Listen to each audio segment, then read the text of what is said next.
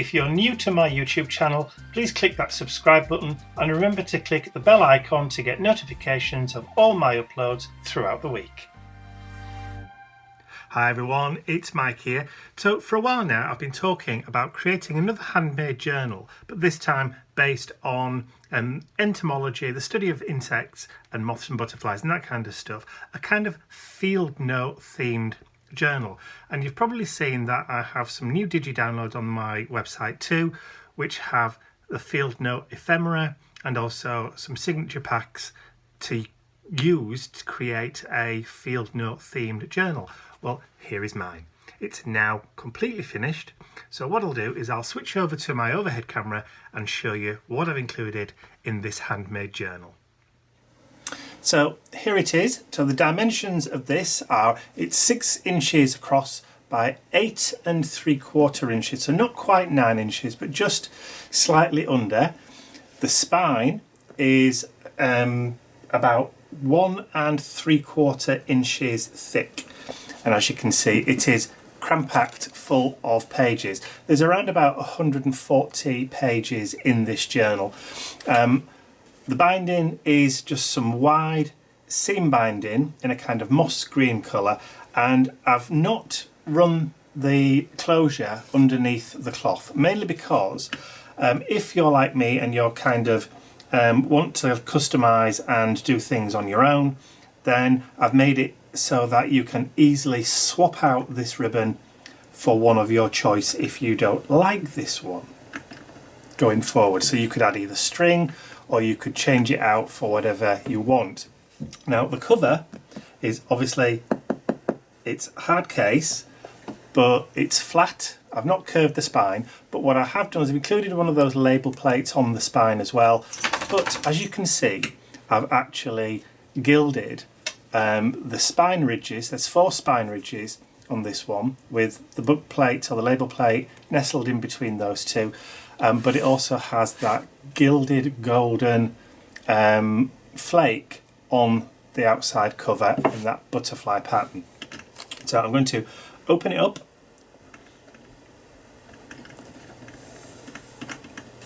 Like so. It's plenty long enough. Like I said, you can, if you want to, swap it out and change it for whatever ribbon that you want to. So the inside front cover, there is a pocket. Now what I've done is the patterned paper on the inside front cover, I've matched up the pocket, so as you can see, you can't really tell that there is a pocket there until you stick something in it. And I've done exactly the same thing on the back. So again, it's practically invisible until you stick something in that pocket at the back. So this is a tag which is one of those pieces of ephemera from that ephemera field note pack, but you've also got an ex libris kind of book plate there. There's a little space as well for you to write your name in, or if your name is far too long you could also just put your initials on there if you want to personalise and customise it. If you're keeping it for yourself or if you're wanting to give this as a gift to somebody, then you can do that too. So there's 5 signatures in here, quite nice, thick and sturdy, as you can see. Each signature has a field note tab, so you can quickly and easily turn to the next signature if you want to. The spacing in between the signatures is such that you could, if you wanted to, use a piece of elastic to wrap around to add in extra signatures if that's what you want to do, and you can do that on each space in between those signatures as well. As it is, the book is quite thick even without that, but you can obviously tie it up if you want to. So inside each of the signatures, it's a mixture of plain papers. There are some pockets with little tags and that kind of stuff. Again, this is from, these little mini tags are also from that ephemera digi-download pack, as are the file tabs. The field note file tabs are also part of that digi-download. So we have different papers. Now some are plain. These are a mixture of tea dye or coffee dyed, but also dyed with distressing. Now some people have asked whether or not, if I've used distressing, if it gets wet again, will that dye, will that colour move? No is the answer. Once the distressing dye has been watered down, it doesn't tend to move again. This is what I found when I've used it in the past. I've done some projects where I've added added water to them. Once that's happened, they tend to be fast. So it's not moved for me. But again, depending on what you're using, what kind of medium you're using, it depends on what's in it. The chemicals that make up that matte medium could react. I can't guarantee that it won't, but if it's just mostly water, then it probably won't do. So there's different textures on the tea dye-in. There's some little ATC sized well, not tags, but cards that also have a little pattern grid pattern on the back, so you could write on the back and use those as little journaling spots if you want to. Push that back under. You have lined paper that says field notes on. Plenty of space to journal, to write, to create stuff in these books. So we have some vintage entomology specimen illustrations that date back to the 1800s and some even earlier than that.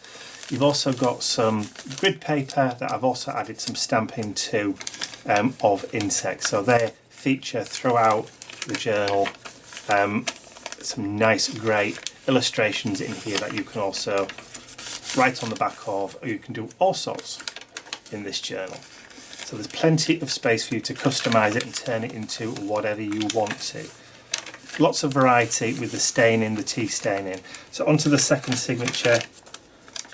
As I said, you've got loads and loads of space, and then just tucked away there are some pockets, little tags, more field note, lined paper, more illustrations, more of those little ATC size tags, and plenty of colour and inspiration. More of those vintage illustration plates, lots and lots more writing space. So I'll just carry on flicking through so you can see each one. So onto the third, a centre signature. Again, some darker pages, lighter pages, some with patterns on. You can actually write in between those grid patterns. More lines, lots of aging, some more fabulous stamping. We've got some of that great grid paper, more of those little ATC size tags, more illustrations, more stamping, more lines for field note for writing,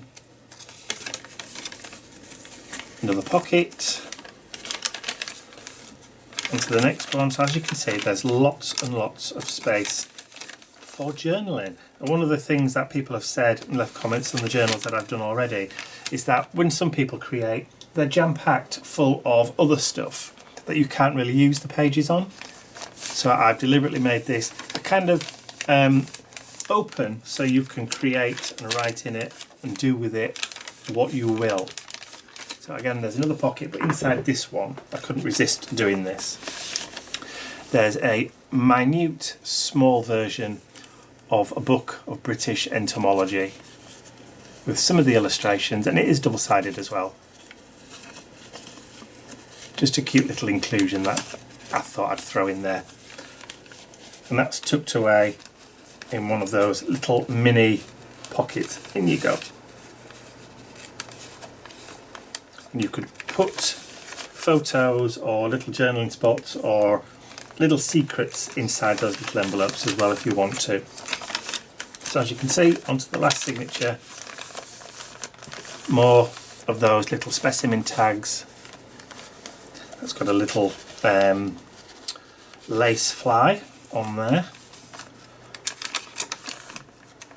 pond skate or whatever it is they call them. More of those little ATC. They've all got that grid paper on the back, all made out of card. Some more of those fabulous illustrations, and it smells lovely too, also, as well as. And like I said, that back page, you've got another one of those tags from the ephemera set. I've also stamped for a postcard on the back just for a bit of fun, and I've also thrown in a bookmark so you can use that wherever you are in the journal. And I've just stored that in that invisible pocket at the back. And there you go. So you've got a clean back, so you can create and distress and do whatever you wish on this. Whoop. It's that bursting look. There we go. I'll just tie that back up again, and then I'll talk to you a little bit about the cloth that I used to cover the actual book itself. So just give that a bit of a tie. Like I said, you could add charms and trinkets and whatever you want, or you could change that ribbon completely if you want to. On that spine as well, there's just a little piece of craft card that I've just inserted in there. If you wanted to keep that in there, you could put your name on there, or you could put whatever the book is about, or whatever. I'm saying a lot of whatevers there, aren't I? But what I would do, once you've done that and slid, I'd just add a little bit of glue or a little bit of double-sided tape on the back, drop it in, and then just push it, and it'll stay in place and won't fall out. So the actual cloth itself is sage green bookran. So this fabric is specifically designed for bookbinding, and I purchased some of this in sage green. It's available in about 20 to 30 different colours, ranging from metallics to, for greens, blues, mustard browns, tan colours, pinks, purples, you name it, every colour of the bow. But I thought, for a field note journal, I thought it would be perfect to do it in this beautiful sage green.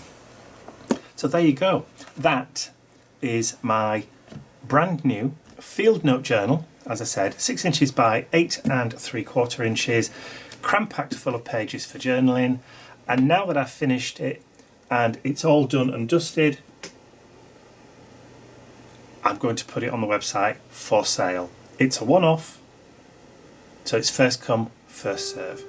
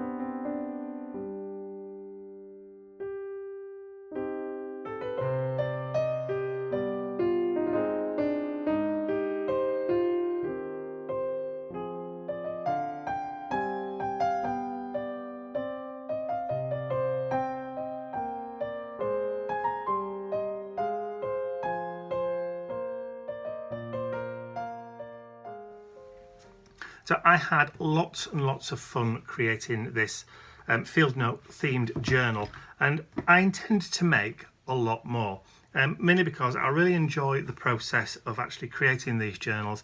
The process takes quite a while, from creating the papers, dyeing the papers, stitching the signatures in, collecting the imagery to get into the journal in whatever theme it is. It's just a lot of fun, but it does take a while to do. So it's one of those processes that I don't necessarily or won't necessarily film during the creation and half building of the journal. I probably will just share once it's actually complete. But like I said, I will be making more of these journals on different themes. But I am also going to throw it out there that if you would like me to make you one, you'd like to commission me to make you one on whatever theme you wish, we can discuss colours of cloth, of style of cloth, how many pages, what kind of imagery and what kind of theme you want to throw in there. Just contact me through the website if that's something that you want to do. So that's it for me for now. I hope you've enjoyed this little flick through on this field note journal. If you have, please give it a thumbs up, share with your friends, and if you haven't subscribed to my YouTube channel for more videos like this one, then you can do so by clicking that little round button on the screen at the end of this video. That's all from me for now. I will see you all again very, very soon. Bye for now.